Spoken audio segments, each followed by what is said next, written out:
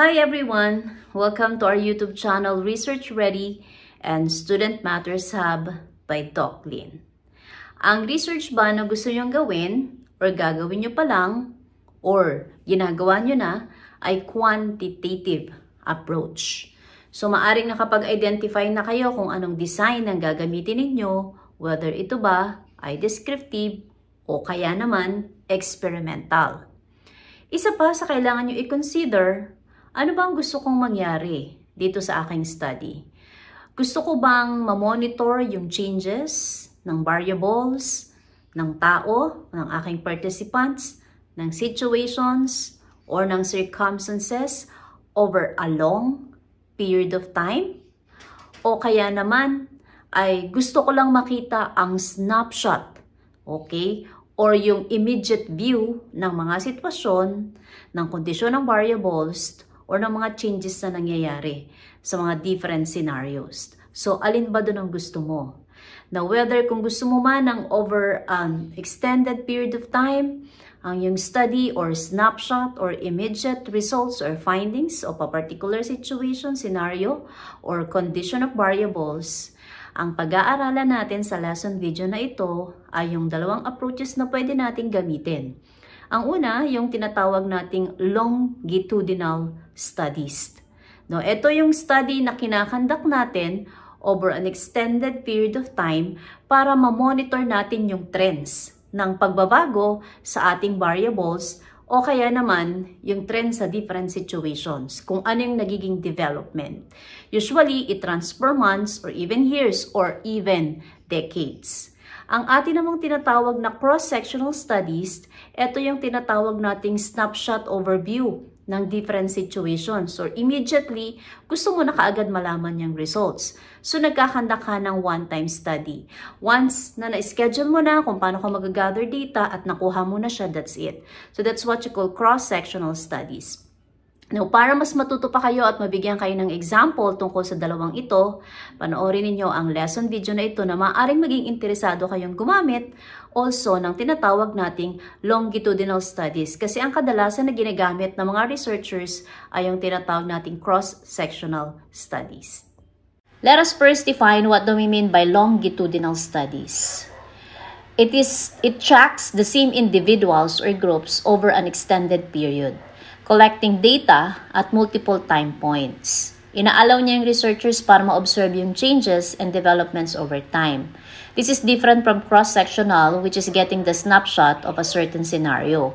Ito kasing longitudinal ay ginagawa over an extended period for the same individuals. So, pareho lang.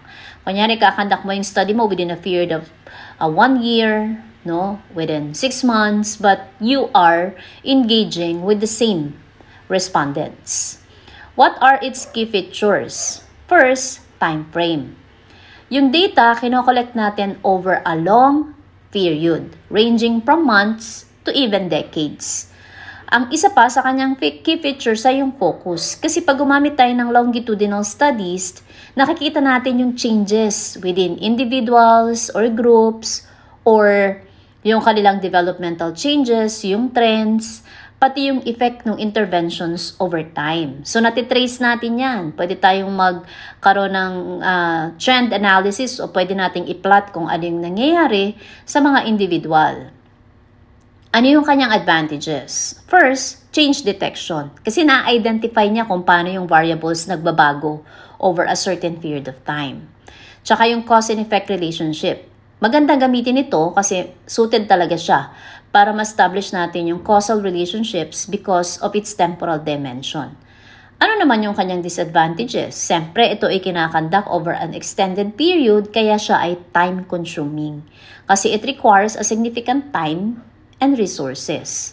Isa pa yung attrition kasi merong risk na mawala yung respondents mo over time na pwedeng maka-affect dun sa studies validity mo. So kung kinakandak mo siya within a period of 1 year, kung meron kang 1,000 na respondents, pwedeng maging 500 na lang siya, pwedeng maging 800 kasi ito naman ay hindi natin minsan inaasahan. Pero since gumamit ka ng longitudinal studies over an extended period of time, ito yung pwedeng maging risk or disadvantage.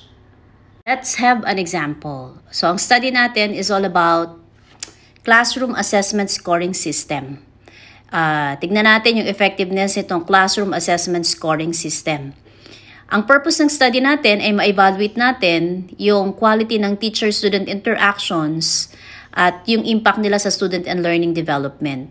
Gagamit tayo ng class or classroom assessment scoring system para ma-assess natin yung classroom environments tsaka yung teaching practices. Ang class ay gagamitin nating tool dito sa ating longitudinal studies. Yung itatrack natin yung classrooms over a one year period of time, para i-measure yung effects ng teaching practices sa student outcomes. Ang ating study design, ang ating participants, syempre, teacher tsaka students in elementary and secondary schools. Anong method ang gagamitin natin? Observations ng classroom interactions. Tapos yung data will be collected through various domains such as emotional support, classroom organization, and instructional support. Tapos, itong observation na gagawin natin ay uulitin natin siya over a multiple points throughout the school year para makapture natin yung changes. So, kunyari, every after 3 months, so ginagawa natin siya. Ano pwedeng maging findings ng ating study? First, yung teacher effectiveness. Ma-identify niya kung yung effective teaching practices ay nakaka-influence dun sa student engagement and learning outcomes. Pangalawa, pwedeng professional development kasi magpo-provide siya ng insights sa ating target professional development programs para ma-improve natin yung teaching quality. Anong pwedeng maging significance ng study na ito? Makakatulong siya sa ating educators and policymakers para maintindihan ano ang pagkakaiba ng aspeto ng classroom interactions na nakakaapekto sa student learning at para maging effective pa yung teaching strategies and classroom management. Ano naman yung tinatawag nating longitudinal aspect nitong study na to? Yung annual tracking. Yung study often involves observing and assessing classrooms over a course of a school year to measure kung ano yung impact ng teaching practices at classroom environment sa student performance and development. If we have longitudinal studies, ang second approach naman na pwede niyong gawin sa research ay yung tinatawag nating cross-sectional studies. Ang cross-sectional studies collect data at a single point in time from different individuals or groups. Sa ating longitudinal, over an extended period of time from the same individuals. Ito naman, studies collect a data at a single point from different individuals or groups. This approach provides a snapshot of a particular phenomena or a variable at one time. What are the key features of cross-sectional? 1. Its time frame. Data is collected at one specific point in time. Ang ating longitudinal over an extended period of time. What is the focus? Differences between groups or populations at a given moment. Meron siyang advantages. First is efficiency. Kasi nagre-require lamang siya ng maikling panahon para makuha niya yung data compare sa longitudinal studies. Pangalawa, snapshot of current situation. Naibibigay niya kaagad yung quick overview ng variables at saka yung relationships nito at a single point in time. Ano naman ang kanyang disadvantages? Limited causation insight. Hindi niya kayang i-determine yung cause and effect relationships or mahihirapan kang i-determine yung cause and effect relationships on a trend due to lack of temporal data. Pangalawa, snapshot limitation. Kasi ang nire-reflect lang ng cross-sectional studies is yung situation at one moment na hindi naman pwedeng makapture yung long-term trends. Let us have an example of cross-sectional studies. Ang gusto nating aralin ay yung Philippine Statistics Authority Annual Poverty Indicator Survey or yung APIS. Yung PSA Annual Poverty Indicators Survey. So, ang purpose ng study natin, makakuha tayo ng data ng living condition ng mga Pilipino at gusto nating i-assess kung ano ba yung mga indicators ng poverty. Katulad ng income, education, pwedeng health, pwedeng housing. So, ang frequency natin, ikinakandak siya annually. Ito naman kasi usually ginagawa ng Philippine Statistics Authority. Ano bang ating study design? Ang participants natin ay representative sample ng households sa buong Pilipinas. Ang method na gagamitin natin ay survey that can capture a wide range of socioeconomic indicators. So, yung ating annual poverty indicator survey, gagather tayo ng information at a single point. Ibig sabihin, isang beses lang sa loob ng isang taon para makapag-provide tayo ng snapshot of poverty-related conditions. After natin siyang maikandak, ano ba yung pwedeng maging key findings ng study na to? Poverty assessment is number 1. Kasi magpo-provide siya ng insights into the prevalence and characteristics of poverty in the Philippines, including yung basic services, yung income levels, tsaka yung living conditions. Pangalawa, policy development. So, pwede siyang makatulong para makapag-formulate at makapag-evaluate ng poverty reduction program and social services. Ano ba ang significance nito? Siyempre, one is policy making.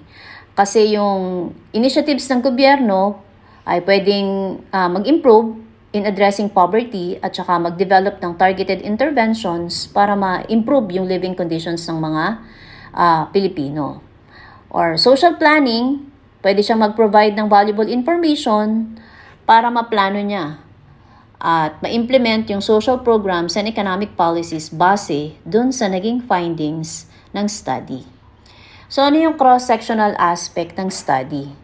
Bawat taon or sa loob na isang taon, isang beses kumukuha ka ng data gamit ang APIS para makakita ka ng snapshot of situation ng poverty indicators sa buong Pilipinas. Nakaka-analyze ka ng current conditions tsaka yung pangangailangan ng mga mahihirap without tracking changes over time. So, ikinakandak lamang ito isang beses sa loob ng isang taon. So, after nyo mapanood ang ating lesson video na ito, meron na kayong idea. Ano nga ba ma'am yung longitudinal studies? Ano nga ba ma'am yung cross-sectional studies? Madalas namin itong naririnig pero hindi namin alam kung paano ito at kung ano nga ba ang mga bagay na ito. So please like, share, and subscribe our YouTube channel. You can also share it with others. And always remember, we unlock insights to empower your minds. Thanks for watching everyone and see you on our next lesson video. Bye-bye!